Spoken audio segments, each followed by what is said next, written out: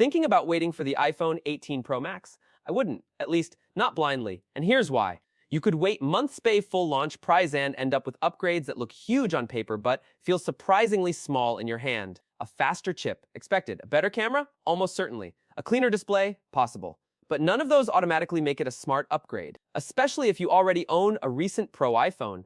And there's another problem. The longer you wait, the less your current iPhone may be worth. So today, forget the hype. Let's figure out whether the iPhone 18 Pro Max is actually worth waiting for. Because for some people, the answer is yes.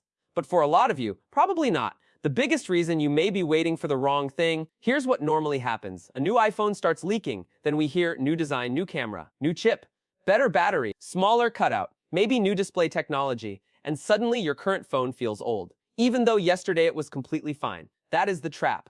The iPhone 18 Pro Max will almost certainly be better than the generation before it. That is not the question. The question is, will it be better enough? Because those are two very different things. If you already own a recent Pro Max, your phone is probably fast. Your display is already excellent. Your camera is already strong. Your battery may still last the day. So what exactly are you waiting for? That is where things get interesting. Performance sounds exciting until you actually use IT. Apple will have a newer chip. No surprise there. It should be faster, more efficient, and better at demanding tasks. That sounds great. But let me ask you something. Is your current iPhone actually slow? Not old. Not less exciting. Actually slow. Does Instagram struggle? No. Does YouTube struggle? Probably not. Does Safari take 5 seconds to open? Of course not. Can a recent Pro iPhone edit video? Can it play demanding games? Yes. Can it shoot high-quality video? Yes. So another big benchmark number looks impressive. But benchmarks are not your daily life. If one phone opens an app in 1.1 seconds and the newer one does it in 0.9, are you really going to feel that? Probably not. Now, performance could matter more for AI, gaming, video editing, heavy creative work. That's different. But if your day is mostly social media messages, camera maps, YouTube and browsing, you may barely notice the difference. And that makes the next part even more important. You could pay a lot for very small differences. This is where I think many people make the wrong decision. They look at the new phone, not the total cost. A Pro Max is already a premium purchase. Then add storage, Apple Care, a case, maybe a screen protector, taxes, and suddenly the number becomes uncomfortable. Now compare that with buying a previous generation Pro Max after discounts start appearing. That difference can become significant. And you have to ask, is the iPhone 18 Pro Max giving you that much more? Not in marketing, in real life. That is the key. Maybe the new camera is better, but is it hundreds of dollars better? Maybe the chip is faster, but is your current phone slowing you down? Maybe the display changes, but after 3 days will you even notice? That is why waiting automatically for the newest model can be expensive. You are paying the highest price at the moment the hype is highest.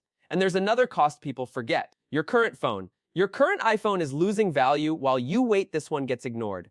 Your iPhone has a resale value today. It will probably have a lower resale value later. That matters. Because your real upgrade cost is not just new iPhone price. It is new iPhone price minus what you get for your old phone. Suppose you can sell your current iPhone for a strong price today, but you wait another generation. By then, more used models are available. Your battery has aged more. Your phone is another year older, and demand may be lower. So yes, the future phone is better, but your old phone may also be worth less. That can quietly increase the real cost of upgrading. And if you were already planning to upgrade anyway, waiting is not automatically saving you money. Sometimes it does the opposite. The design could change, but don't overvalue IT. Now let's talk about one of the biggest reasons people may want to wait. The design. There have been expectations around future iPhones moving toward a cleaner front display, less visible hardware, smaller interruptions, possibly more components moving under the display over time. That would look great. No argument. But would it change how you use your phone? Think about your current iPhone. When you first bought it, you probably noticed every little detail. The bezels, the camera cutout, the frame, the finish. 2 weeks later, you stopped thinking about it. You just used the phone. That happens every time. A design change can make a phone feel new. But feels new and works better are not always the same thing. If design is your priority, fine. Wait, but if you are expecting a completely different daily experience just because the front looks cleaner, keep your expectations realistic. And there is another reason to be careful with major new hardware.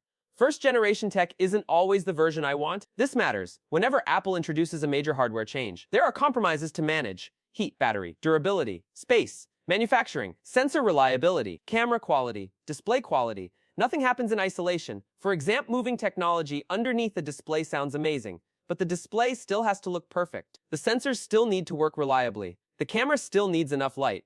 Face authentication still needs to be secure, and Apple has to manufacture millions of these things. That is difficult. So if the iPhone 18 Pro Max introduces genuinely new hardware, I would not automatically think I need version 1. Sometimes generation 2 is better, more refined, more reliable, and better optimized. We have seen this pattern across technology for years.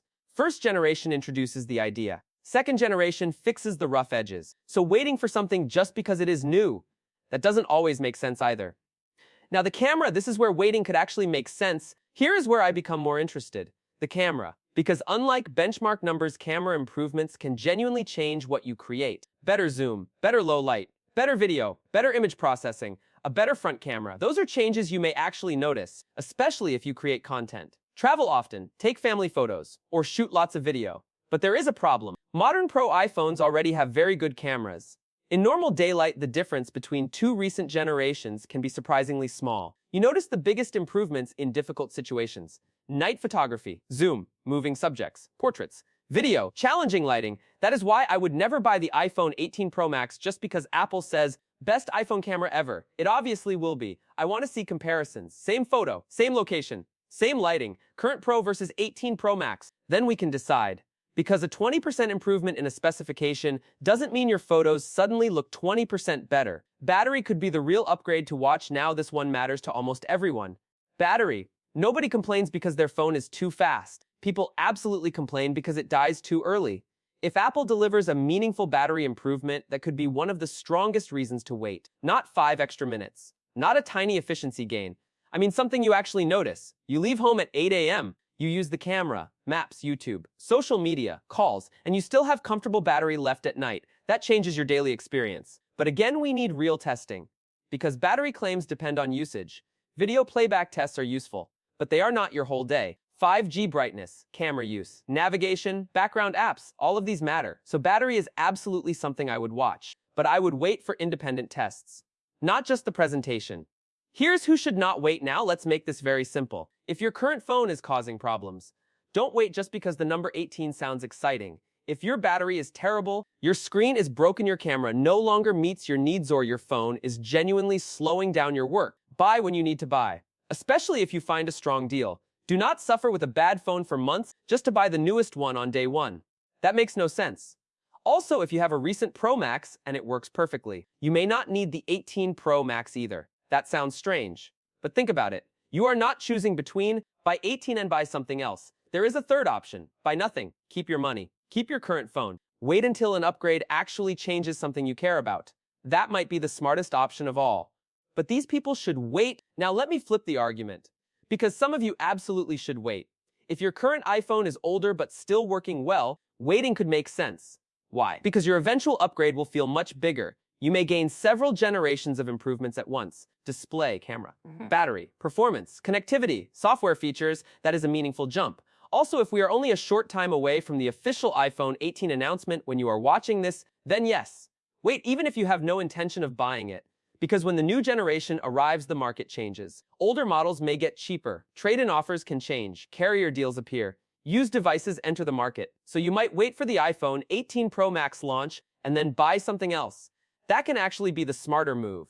The biggest mistake, waiting forever, and this brings me to the part nobody talks about. There will always be another iPhone. You wait for 18. Then rumors about 19 start, and someone says don't buy 18. The 19 will be much bigger, so you wait. Then the iPhone 20 rumors start, and suddenly you have spent 3 years waiting for the perfect upgrade. That phone does not exist. Technology moves too quickly. There is always something better coming. So stop asking, what is the newest phone? Ask, what does my current phone not do well enough? That question changes everything. Bad battery? Upgrade for battery. Need better zoom? Upgrade for camera. Phone too slow for your work? Upgrade for performance. Need nothing. Keep your phone. Very simple. Final, so should you wait? So back to the title.